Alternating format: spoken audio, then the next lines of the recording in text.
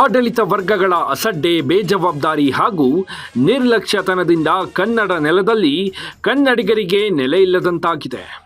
ಕನ್ನಡ ಸಾಮ್ರಾಜ್ಯದಲ್ಲಿ ಕನ್ನಡಿಗರ ಮೇಲೆ ಪರಭಾಷಿಕರು ದೌರ್ಜನ್ಯ ಎಸಗುವಂತಾಗಿದೆ. ಅದಕ್ಕೆ ಸಾಕ್ಷಿಯೇ ಮೈಸೂರು ಜಿಲ್ಲೆಯ ಪಿರಿಯಾಪಟ್ಟಣ ತಾಲೂಕಿಗೆ ಸೇರಿದ ಚನ್ನಕಲ್ ಕವಲ್ ಗ್ರಾಮದಲ್ಲಿ ವಾಸವಾಗಿರುವ ಅಸ್ಸಾಂ ಮೂಲದ ವಲಸಿಗರು ಕನ್ನಡಿಗನ ಮೇಲೆ ಹಲ್ಲೆ ನಡೆಸಿ ದರ್ಪ ತೋರಿದ್ದು ಈ ಮಣ್ಣಿನ ಮಕ್ಕಳ ರಕ್ತ ಕುದಿಯುವಂತಾಗಿದೆ.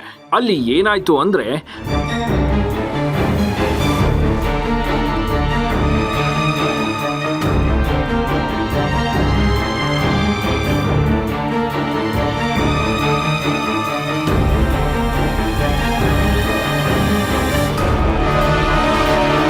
ಪ್ರತಿದಿನ ಕೆಲಸ ಮಾಡುತ್ತಿದ್ದ ಈ ವಲಸಿಗರು ಒಂದಿನ ಕೆಲಸಕ್ಕೆ ಹೋಗಲಿಲ್ಲ.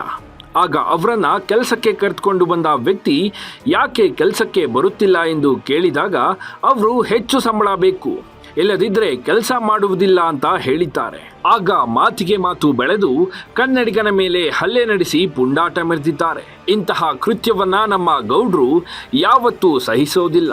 ಈಗಾಗಲೇ ಗೌಡರ ಆದೇಶದಂತೆ ಕೊಡಗು ಜಿಲ್ಲೆಯ ಕರವೇ ಸೇನಾನಿಗಳು ಅಲ್ಲಿಗೆ ತೆರಳಿ ಅಸ್ಸಾಂ ಪುಂಡರ ವಿರುದ್ಧ ಬೈಲುಕುಪ್ಪೆ ಪೊಲೀಸ್ ಠಾಣೆಯ PSI ರವಿಕುಮಾರ್ ಅವರಿಗೆ ಮನವಿ ಸಲ್ಲಿಸಿದ್ದಾರೆ. ಇವರ ವಿರುದ್ಧ FIR ದಾಖಲಿಸಿದ್ರೆ ಸಾಲದು, ಅಂತವರು ಮತ್ತೊಮ್ಮೆ ಕನ್ನಡಿಗರ ಮೈ ಮುಟ್ಟೋಕ್ಕೂ ಹೆದರುವಂತಹ ಶಿಕ್ಷೆ ನೀಡಬೇಕು ಅನ್ನೋದು ನಮ್ಮ ಒತ್ತಾಯ.